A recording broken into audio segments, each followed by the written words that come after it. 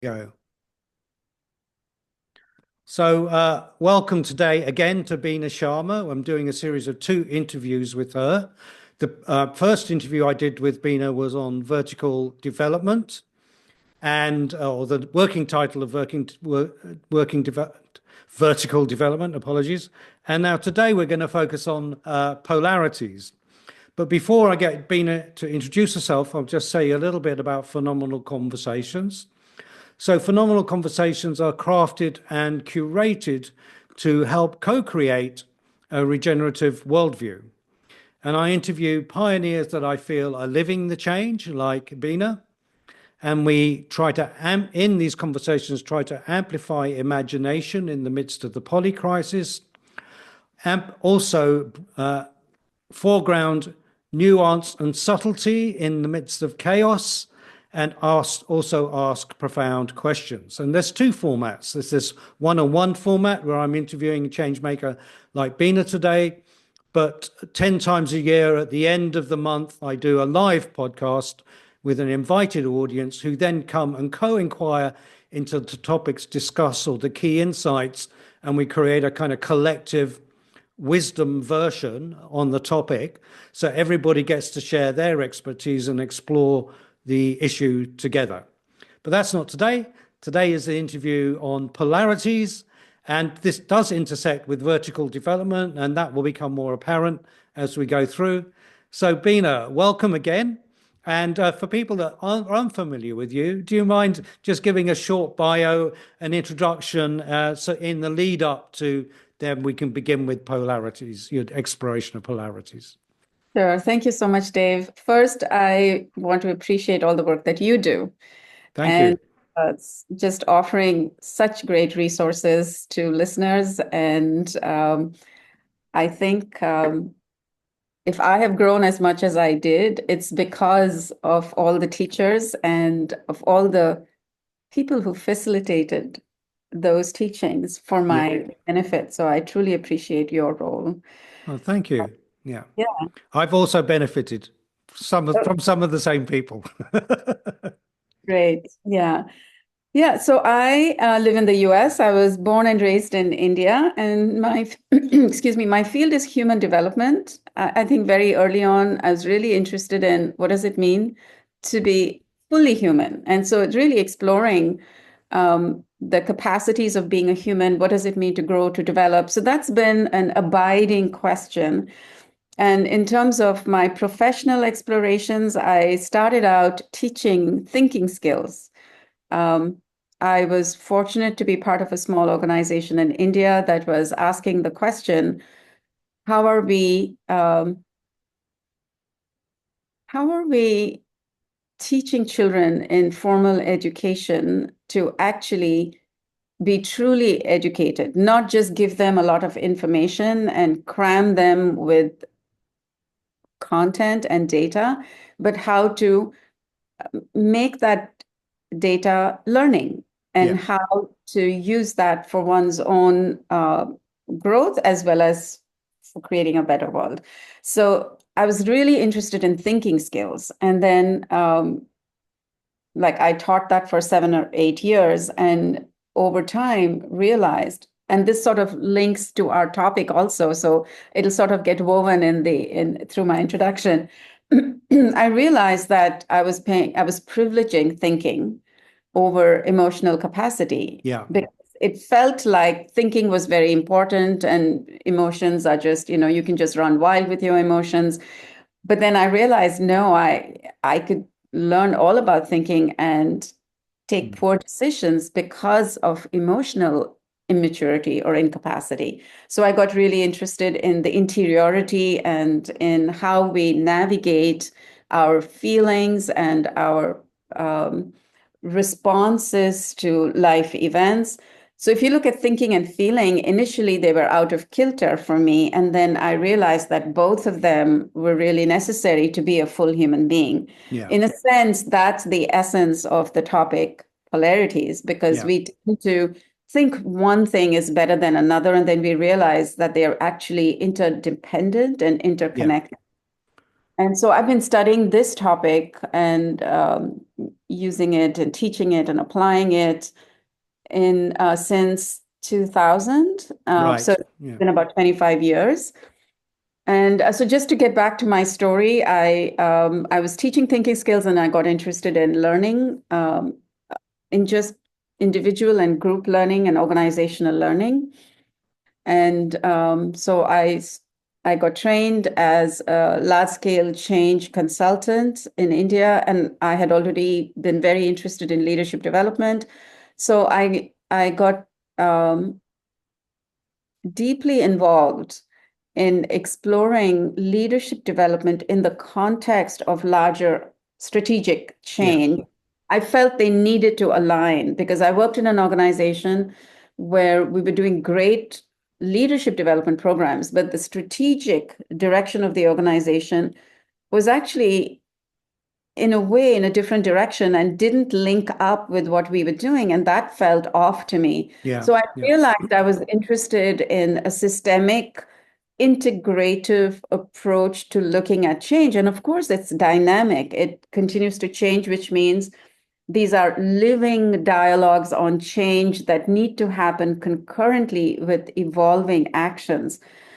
And then towards the end of doing that large scale change work, I really felt like I needed to go deeper into the individual because the individual was becoming the most important player in a way in large scale change. Sometimes change didn't happen because it came down to a particular individual who had power but didn't have what it needed or didn't have the Yeah. Yeah. capacity, it didn't Yeah. have the maturity. Um, so since 2004, so that's about 21 years, I've been focusing deeply into individual development. I was fortunate to be mentored by Dr. Suzanne Cook-Reuter, who is a seminal researcher in the field of adult development. And so I've been working on vertical development and what does it mean for a human being to mature and gain more and more enlightened perspectives Yeah. all the way to uh, I'll say becoming enlightened, though that's a bombastic word, but Mm, mm. all the way to real realizing Yeah. what this life is about and who we are, and freeing ourselves from the limits of our own mind Yeah. and our own thinking. So somewhere in that journey of diving deep into the adult development field, I realized that polarity thinking was a very integral part of that maturing process. And so I would say in the last 20 years or so, I've been marrying vertical development and polarity thinking, and they sort of feed each other, they complement each other. And it's been very, very rewarding in a way because I really feel it serves our clients, the people we work with, the coaches we teach. And so I feel fortunate.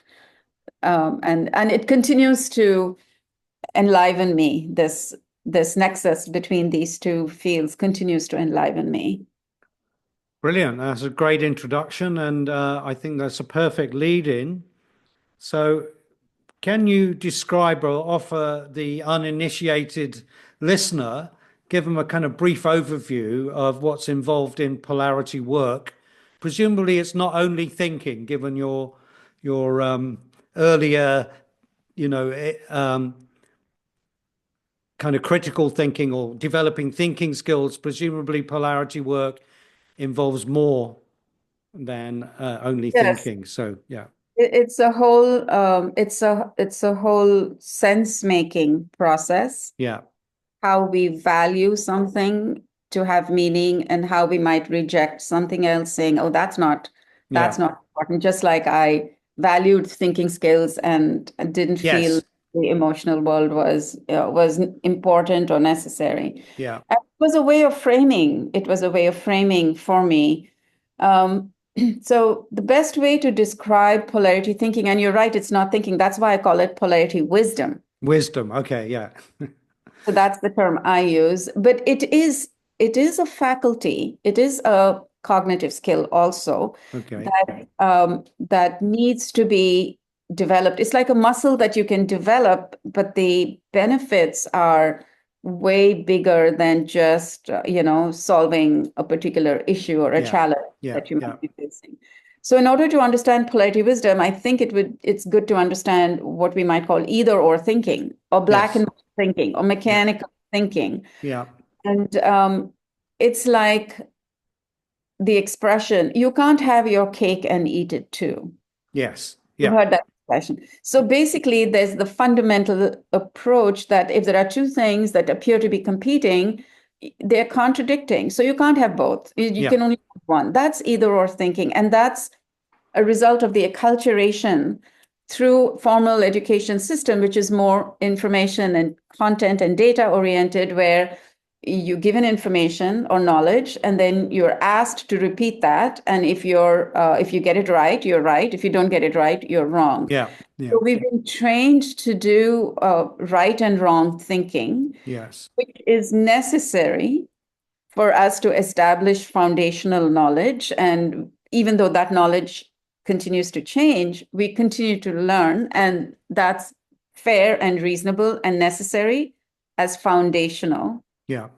However, when we apply that way of thinking to a situation where it's not either or in life, where it really requires both to be responsive, to be more adequate to the situation, uh, to be more comprehensive in our thinking, and to really address complexity, Yeah.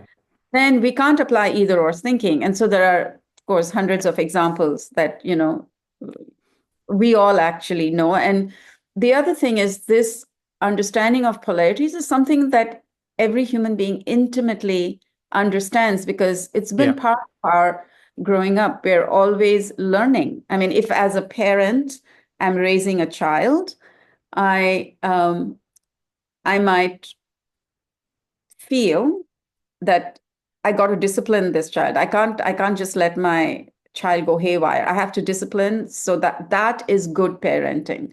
Yeah. And another parent might say, I don't want to constrain my child. Yeah. I want to give them freedom to explore and be who they can be. And that creative approach, open, autonomous kind of environment, that is better parenting. So you Mm. notice the key word is better. One is better than the other. So we take Yeah. sides. Yeah. Yeah. We position ourselves on one side or the other where the other feels competing, and then we pick one because we see the value in that. So Yeah. that's at the heart of this dynamic. Yeah. If I'm in a um, professional relationship with you, I might like to say that I'm very authentic and I hold that as a value, and I want to be honest with you and transparent with you always. Yeah. And I might even describe myself as saying, well, I'm a brutally honest person. Yeah. That word brutally honest in some ways embeds this either or thinking where I'm going to be honest, and if it's brutal, too bad. If it Yeah. hurts, too bad, because I believe I need to be honest. But the other side, the other pole of that is I also got to care about you.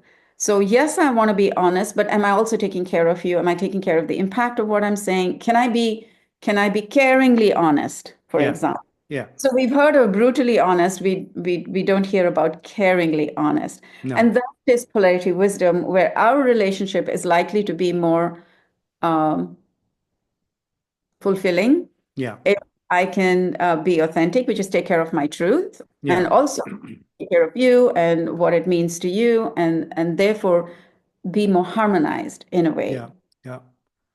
So does that give you a sense of, so Yeah. there I are these, think that those are good examples, and I think most people listening would have come across that kind of ethos in maybe not with those words, but would have sort of, I have to be frank, I have to tell you what is, but there's actually very little care behind it because it's just focused on self-expression, not the more complex field of the collective mind or the collective consciousness, as it were. So Yeah, that's a and we great, yeah, yeah, just to add, we take something that's important and valuable yeah, and position that as the good thing, yeah, and then the opposite of that is generally seen as bad. So I might yeah, say yeah, trust is necessary in a good relationship. But so trusting is good. The opposite of if that is being suspicious, and that's not a good basis for a relationship. So that's yeah, one point of view where trust is good, suspicion is bad. But you yeah, can have the opposite, where somebody might say, um, it's good to be cautious, and it's not good to be naive and gullible. yeah, yeah, yeah, So, yeah, so they're both related to the same polarity. yeah, And the polarity is I need to trust and I need to be cautious as well. If yeah, I'm over trusting, then I'm naive and gullible, and I can end up being taken for a ride. yeah, If I'm over cautious, I can be very suspicious and skeptical, and then I don't have the basis for a good relationship. yeah. So I need to always be coming in good faith, trusting, and be observant and be discerning. So So and discernment. what do you think then sort of precedes this preference for one pole over the other? What's the kind of motivating factor that enables us to make a kind of um, steady choice, predictable choice, as it were? I know you're the one asking the question, but I feel like asking you, what do you think? Okay. I think there's some sense Sense. of predictability and certainty and simplicity. So rather than having to think, think bilaterally, think about the other side, if I focus on myself, I take care of myself, whichever polarity protects or serves me best. Right. So it's to trace the origin is um, could mean looking at many different influences Yeah, that cause us to privilege something or to choose or to go behind, go after something. So it could be very early in life. yeah, It could go back to my parents. Maybe my father was a very humble person. And I thought that was so wonderful because I saw a lot of other people who weren't humble and they were arrogant, and I don't like that. So I think humility is great. yeah, When somebody comes across as confident, and I see that as arrogant, it's yeah, not humble. yeah, So yeah, I will interpret it in terms of the downside because I love humility. yeah, Or it could be the complete opposite.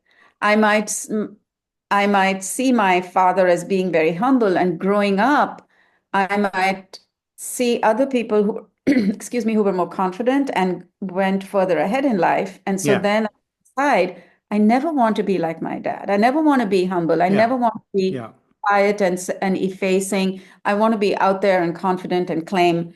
yeah, So it's unpredictable what would influence me to either adopt that as a virtue or see that as something I do not want to adopt. So we make yeah, choices, yeah, and these choices are unconscious and conscious choices. yeah, yeah, The unconscious choice also relates to being acculturated in a particular subculture. mm, So it could be the culture of my faith or my religion. It could be my nationality. I mean, we have yeah, stereotypes, right? yeah, yeah. Yes, Indians are, so some religions might prefer and reward some expression of character or culture that is a preferred expression. So therefore, that kind of gets locked in some way. yes, and Mm. it's what we grow up to be what we grow up uh, to see as virtues, or what Yeah, is advocated as virtues, and we want yeah, to be good people. And yeah, so we adopt those, and then over time we get locked into those, like you said, and we mm, don't see, well, it's not just this, it's this other thing that's actually connected. yeah, So I think it's that connection and the interdependence between the two that is critical to the faculty of polarity wisdom. So, in a way, often we notice that with ourselves and others, we trip up over the same problems. So, what are the kind of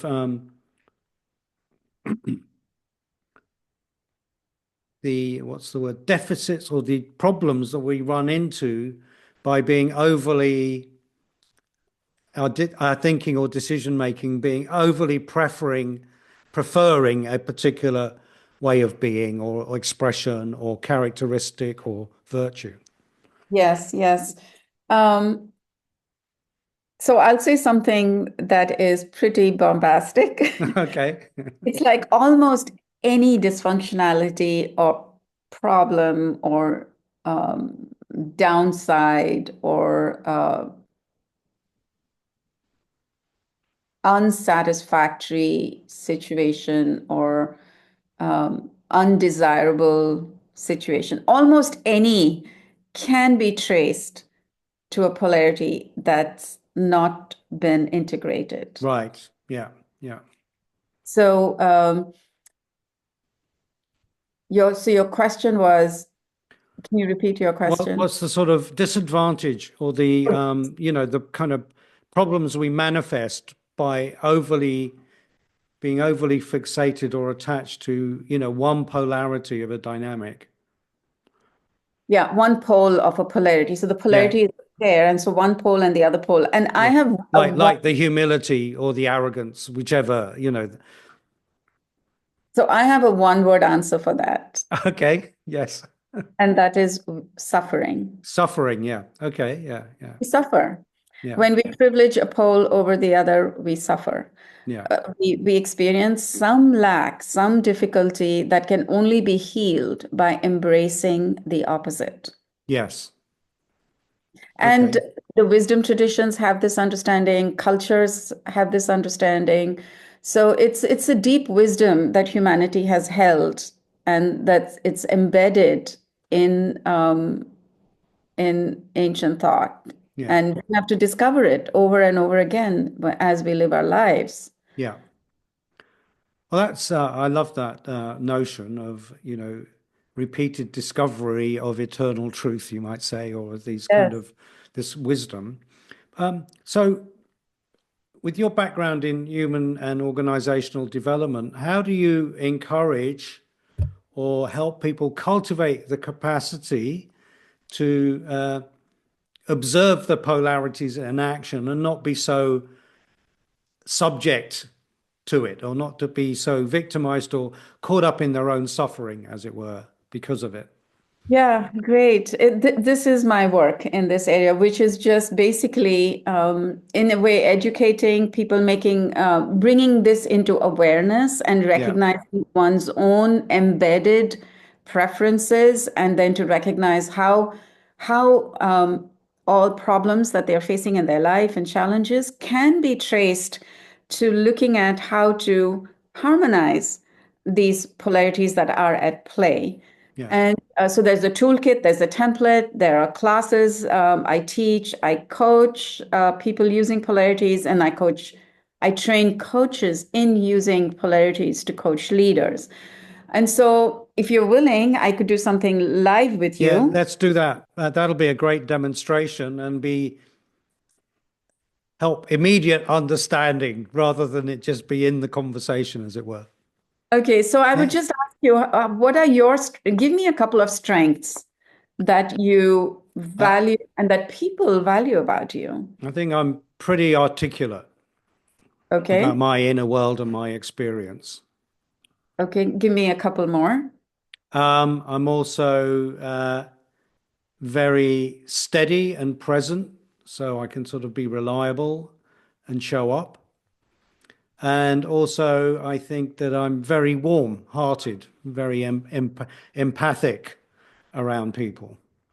Okay, so the first one where you said articulate, I won't go there because it's more like a skill. It's Yeah, almost yeah, not like a preference. It's not something yeah, that you're choosing. You have that gift. yeah, So, but that's great. We can pick the other two. We can look at yeah. each one of those. So you said you're very steady and stable and present. So, how might I ask you this question? Um, have you gotten this feedback sometimes that you're too steady? Um, That there's something that you could be more of I th in contrast to steady? well, I do feel a lack sometimes of my courage to respond appropriately in the moment. Thank you. So Yeah, that you are touching on the other pole, yeah, which is to do with more responsiveness, yeah, more flexibility, perhaps. So you're sort of solid, you're there, which is fabulous and fantastic, and it mm, makes you who you are. mm, And you yourself have noticed that, oh, I wish I could be a little bit more nimble, a little bit more responsive, a little bit more in the moment, not always orienting to a particular way, a little bit more loose, if you will. yeah, yeah, And so that would be something that you can practice. You've yeah, just did, and for someone else, they may frame it very differently. You yeah, call yourself steady, and someone else may say I'm very structured, or someone else may say I'm very dependable. yeah, So it's how you use language to frame the trait or the value yeah, reveals the particular way in which you energetically embody that. yeah, And then you yourself know this. So, this, like I said, you already know this. yeah, yeah, You already knew that sometimes and so we are called in a way, I feel what is or presence, the ultimate presence, is always looking for wholeness. yeah, yeah, yeah, So you are with your own insight are inviting yourself into wholeness by recognizing that I miss that. yeah, And so yeah, just working on that would make you more whole, more yeah, integrated. And it's not easy, but it is a muscle that can be developed once it's identified. It's yeah, not easy because it goes against the way we have groomed ourselves all yeah, our lives. yeah, yeah, So then it's like any change, making small steps, experimenting, challenging the assumptions that prevent you from yeah, fully actualizing the potential. And so there might be fears there that will come up that, oh, if I get a little loose, then I'll lose the steadiness. And yeah, that's not yeah, me. yeah, So you yeah, may have some of those assumptions. yeah, Now, if you look at the second trait, which is being warm, so being yeah, warm and caring. So now I'll just project something and see if it lands. Okay. So it's most likely that if you love being warm and that's important and being empathetic with others is important, it's very likely that you have a hard time setting a boundary yeah, because maybe we all have in some way. So setting boundaries feels like it's isolating and it's not a warm thing to do. So yeah, you may have a hard time saying no, you may have a hard time saying something that is not warm, that may still be true, but then you don't want yeah, to hurt the other person. yeah, So in a way, the dynamic is a little bit the same as being honest and authentic and yeah, being yeah, caring. So it feels yeah, like you would be privileged in caring. And so you probably would, I'm not saying you would be inauthentic, but you probably wouldn't express as much as you could because you want to be warm. yeah, And so it's for you to explore how do you live in that universe of being warm and setting a boundary or being yeah, clear, etc. So I think you can begin to see the territory that we are trying to explore. It's not so much the polarity and the words, because a lot of people, the way they work with polarities is they take it as a given. yeah, Oh, structure and flexibility, that's your polarity. You got to work on that.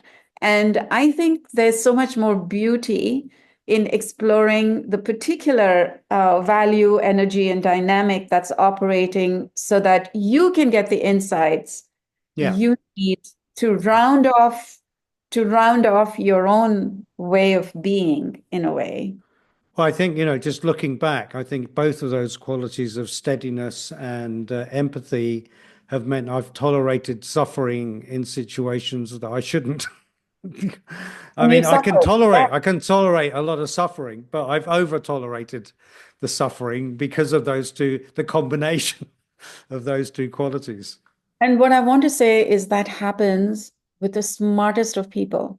Yeah, we may be very well educated, we may be very, what shall I say, influencers in the world, and we Yeah, may have huge power, we may have written books, and we're still subject to that dynamic. And I find that yeah, fascinating. yeah, yeah, yeah. I find that all of our capacity for thinking and producing knowledge doesn't give us that discernment.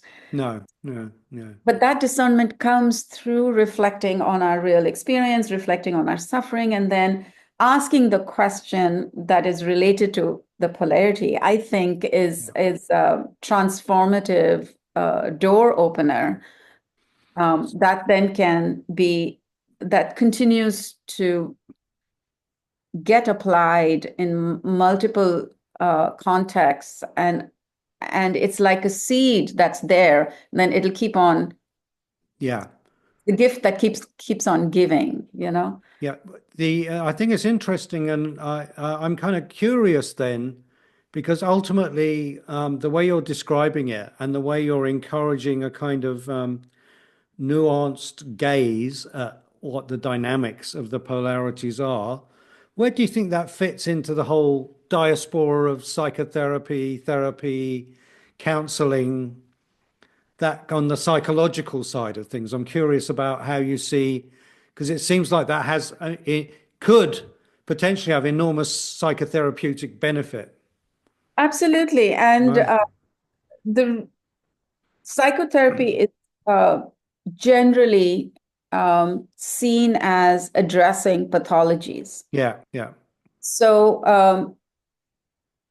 and in this sort of quote unquote mythical normal world, mythical normalcy, um, we would say that polarities or unipolar thinking or either or thinking causes suffering. And so when we learn how to manage polarities well, there's healing. So that's in the language of just people who are not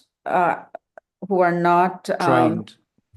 no, people who are not subject to mental Yeah, illness, or yeah, yeah, yeah, yeah, yeah, right? But what applies to our way of the normal way of dealing with life also applies to people who are undergoing or doing engaging with psychotherapy for healing. So yeah, it completely applies in both fields. And I would say, again, I'll make a bombastic statement: there isn't a human field where polarities do not apply. yeah. Okay, so I'm going to just move the discussion on a little bit more. So, you've mentioned this sort of not non-binary thinking, or this way Yeah. of being more inclusive and having complex thinking. There's a lot of talk these days about win-win solutions or both and strategies as a way. How does Are they compatible with polarity, or the same or different to polarity thinking, or what differences do you see in that? Because that's also in common parlance these days after game theory and whatever else gave rise to these thoughts. So, in a Yeah. way, those insights of there is a more complex way forward, or we can go forward together without competing and killing each other, as it were. So, what's your thoughts on that phraseology? Yeah, absolutely. Both and thinking is the thinking needed for polarity wisdom. Yeah. And Okay. Yeah. the only thing I would say about the win-win is Yeah. it's using game language, but Yeah. fundamentally it is that we both have to win. Yeah. But it's casting the whole thing as if it's a game, Yeah. and that would be the only issue with the win-win Yeah. uh, Yeah. terminology. Yeah. But underneath it is that, yeah, we both have to walk away feeling our needs are being met, our Yeah. interests are being met, and that is means the polarity of self and other is being integrated. Yeah. So I would just frame it slightly differently, but Yeah. underneath it, it is absolutely addressing addressing both parties. And so that is both and thinking. And would you say that there's any? Could you also apply a sort of rigidity to both and thinking and polarity thinking? Is that can be a rigidity around it, or ways Ex- that it can be applied wrongly, as it were, too religiously or whatever? That's so beautiful because that is a polarity question. And Yeah, that's exactly true because you can overdo both and thinking yeah, and say that, oh, both and thinking is better than either or thinking. And yeah, see that word better is you're already pitting one against the other and you're yeah, saying it's better than the other. yeah, And that is an example of either or thinking. yes, yeah, yeah, yeah, Say both hand is better than either or is an yeah, example of either yeah, or thinking. So both hand thinking and either or thinking is a polarity itself that we yes, we need to integrate. In so yeah, many situations, we have to do it's either this or that. yeah, And we can't say, well, I want both. You in certain cases there are constraints and there yeah. are contexts in which you have to be able to pick one over the other and then modulate. Sometimes you have to come back and then pick the opposite.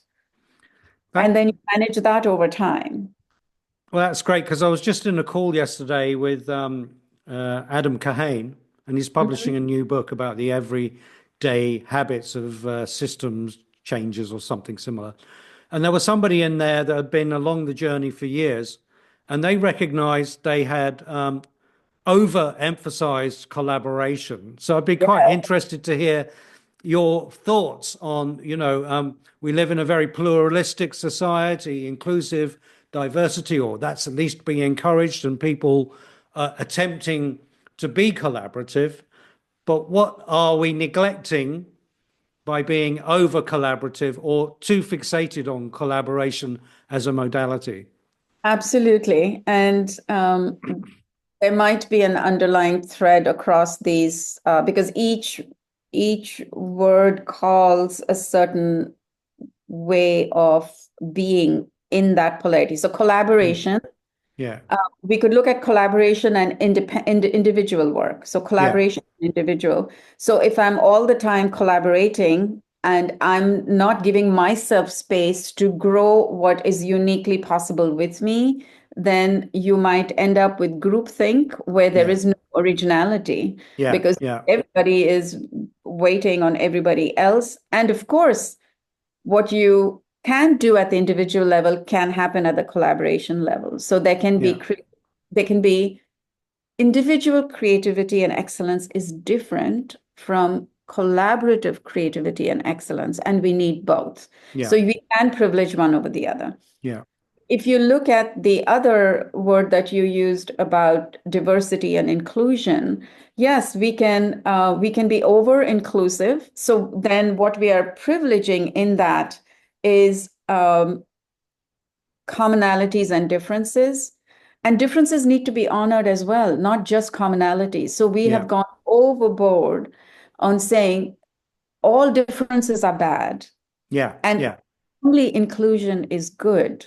yeah, Then you're not honoring the fact that there are distinctions and that we all need to be honoring that. So yeah, I may be a citizen of the world and I have my own faith and I can honor both of that. And I yeah, can include people of other faiths, but I can retain my own worldview. yeah, And yeah, I can own that without necessarily being um, criticized for being divisive. right, right. Yeah. Does that did that Yeah, I think also I think that illustrates in some ways why diversity as a goal hasn't succeeded as much as it might, because in some way there's some subtle polarity being created by the insistence on it. yes, there is a yeah, there are many polarities in that realm. Yeah. So moving on a little bit, you mentioned the kind of perennial wisdom. Do you have to get away at a particular time? No, I'm okay until the top of the hour. Okay, that's fine then. So you mentioned about ancient wisdom, and that they knew that. And in some ways, yin yang symbols, it's come from the Tao. Everybody sort of knows and pays lip service to it. But one of the goals of, say, the ancient wisdom was to come to a place beyond all opposites, or that would be a goal of enlightenment. And how would you say that relates to your current day work? I mean, you mentioned enlightenment, but your current day work with people, coaching, organizations, because that seems uh, somewhat distant from regular organizational life, as it were. So there's sort of space that's beyond all opposites. There's a kind of form of unity, or uh, there isn't a preference for either opposite, as it were, you might Yes, say. so I I think mean, it's that's an ideal type, as it were. It may never have existed, but there's a kind of notion in that way. what I see it as a practice, and so it's Yeah, an ongoing practice to not just be free of preferences, but to be able to engage with our preferences in integrated ways so that we are not creating suffering and we are not suffering. right. You can imagine if I'm able to bring that in every dimension of my life, then there is a certain harmony and a dance that goes on Yeah, that has the feeling of stillness because there's no turbulence in a way yeah, that is causing stuckness. So it's fractal, right? So there might be a little bit of turbulence within trying to harmonize, but overall there is a harmony and there yeah, is yeah, stability because the opposing forces are integrated. yeah, So I think the idea of going beyond opposites is more like a concept to me. yeah, I, yeah, I think it's the outcome of harmonizing polarities is a dance of mutuality, a dance of inclusiveness, and a balanced way of being that that I think is wholesome. And I think it is sort of the seat of creativity in a way, because when these tensions are harmonized, then there is possibility of something new emerging, yeah. which then can be explored, and then its opposite can be integrated, and then there are new emergences that happen that can. So it feels like an like the core of the evolutionary drive. So I was talking to Brian Swim, the cosmologist, recently, and Yeah.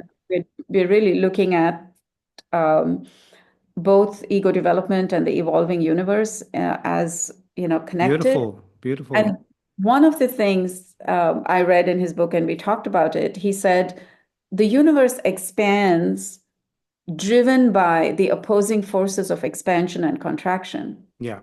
So it's the fundamental polarity underlying the expanding universe. Yes. So Yeah. we find polarities at the core Yeah. of development. Robert Keegan has famously said that development is an oscillation between differentiation and integration. Yeah. Yeah.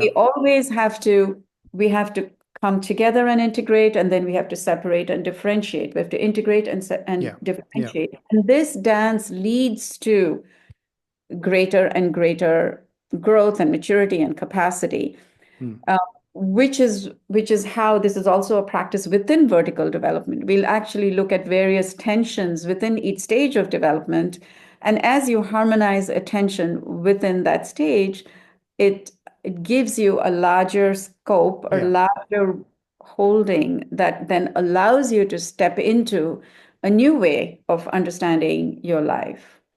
So you might say, from what you've been discussing with Brian, this notion that the way you fluency you described in the embodiment and expression of polarities creates a kind of more harmonizing way of being with the dynamic of the universe, with this expansion and contraction, not that one notices it. I mean, we do expand and contract, so that's probably, part of everyday experience, but we don't necessarily associate that with this prime function or way the universe operates. Yeah, or I think all of the forces operate in pairs, Yeah, yeah, yeah. but I have to think more about that. Yes. Yeah, well, I'm just making something up based on what you discussed with Brian. So, this is we're kind of in a turbulent moment in human history where the distance between the poles in society and culture and politics are pretty extreme. What do you sense is kind of at the root of, because polarization is everybody's greatest concern, or it's often out there. And in America, from what I can see, no, both sides can't speak to each other anymore because there's just so much division. So what do you think lies at the root of it? Or do you have a sort of hypothesis or bombastic statement about what lies at the root of the kind of social malaise? I think it's obvious that at the root of it is either or thinking. It's either Right. this, that. Yeah. Uh, and so it does come down to a lack of uh, being able to see interdependence and polarities, lack of being able to see the wisdom in the other, a lack of being able to appreciate what the value is of the opposite, that I Yeah. can only see it in terms of its downside. Yeah. I tend to not really specifically just at a high level say, oh, all this polarization is because people can't do either or thinking, and make in some way simplistic sort of reductionist Yeah. statements of the Yeah. complexity in the world, because that's huge. But I do see that the inability to do both and thinking is at the root of Mm. polarization. I'm absolutely clear about that. And there are other things that also apply, which is I could be, again, born into a culture that has embedded either or thinking in certain ways, and it's not in my conscious Yeah. awareness yet, which is where vertical development comes in, where there is a time in my life where I become aware of the way I've been conditioned. Then I question the unconscious pole dispositions, pole preferences that have been embedded in me that I didn't choose. And it just came because I was conditioned that way. Now I have a choice to choose and Yeah. to really begin to see it in more objective ways, and I can set right the balance. Yeah. I think I would just say it's the responsibility of every human being to notice how they are polarizing their world, Yeah. Yeah. and how we polarize our world simply by not examining how we judge somebody to be good or bad, or judge something to be good or bad. Yeah. And I think in exploring that, we need to see the opposite. We need to see the truth in the opposite. Yeah. Yeah. And I think that's the core. So I think it's curious because in some ways, life conditions, say when I grew up in the 60s, 70s, 80s, or whatever, they were more arduous, they were more challenging than they are now in many ways, although there was more opportunity to develop. So at the same time, we've got this greater level of general comfort, wealth, affluence, freedom is also arising this tension, when real opposites that, like trade unions and corporate, we were always protesting against the corporates, as it were. The dynamics were more obvious and clear than they are now. So this is kind of interesting that the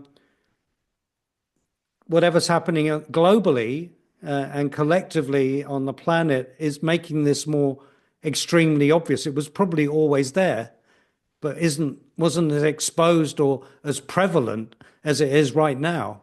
Absolutely, and that's Mm. because of the advance of communication and Yeah, the internet world. Yeah, now things were always complex, yeah, but the complexity is more obvious now as there's more and more communication and awareness. And I mean, it's difficult to parse. yeah, There's yeah. so many points of view and opinions.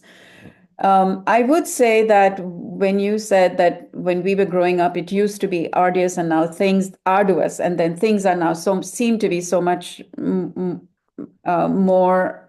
Um, can you Well, repeat? I would say the sort of, my upbringing was challenging.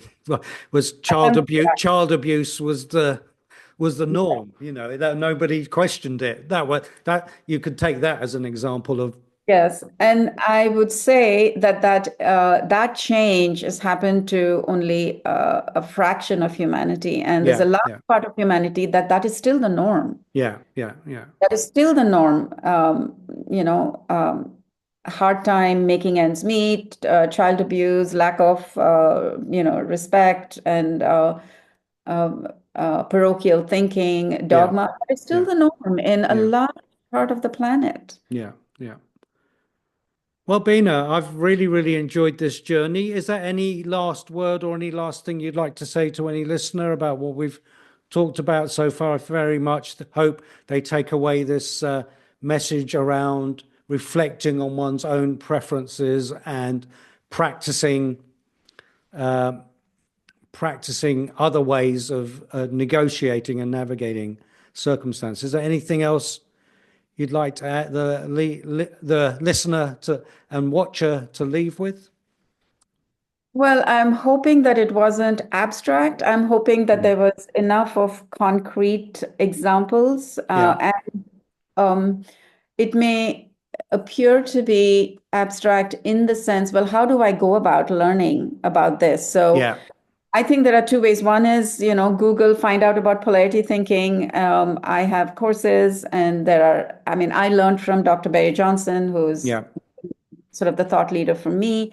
So there's a lot out there. More and more people are learning and thinking and practicing it. So be intentional about it, I would say. yes, And even if you don't do that, I would say reflect on your own preferences, yeah, reflect on the things you already know you want to change, and begin to just go a little bit deeper to see um, where is that wisdom coming from that you already know you need to change that. It's because you have your own intuition that you are skewed, that you're overdoing something. yeah, So yeah, just follow the thread and become more, I would say, self-aware, and look at your judgments. If there's one thing I would say is look at the judgments you make about people, about what's good, what's bad, and really, as a basic practice, if you say, um, um, what shall I say?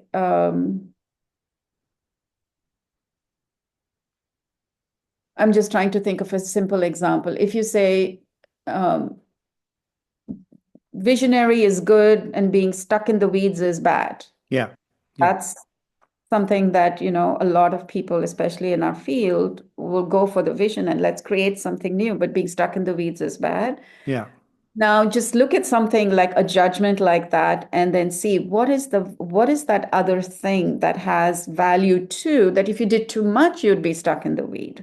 yeah, So yeah, you have to parse that, and then you'll begin to see that visionary is good, but to be grounded in reality is also good. But if you're too much grounded in reality, you're stuck. yeah, yeah, But if you're too visionary, you're also floating up in the sky. yeah, And so just look at your judgments and try and see if you can find the wisdom in what you consider to be not that great. yeah, And you find the limits of what you consider to be great. yes. I think that's a way you can begin to be more discerning, and begin to embrace both and wisdom. Well, thanks so much. I've really, really enjoyed interacting with you over the course of both podcasts. I hope and also the listener can always rewind to when you used me as a case study, live case study there, that they can actually see it isn't only abstract, but it can be applied. and they can witness how you applied that with me. So thanks so much, Beena. Yeah, I enjoyed it too much. And like last time, it went by so fast. It's more than an hour. And Yeah, I totally loved talking with you. thank you. I'm just going to stop now then. Thanks so much.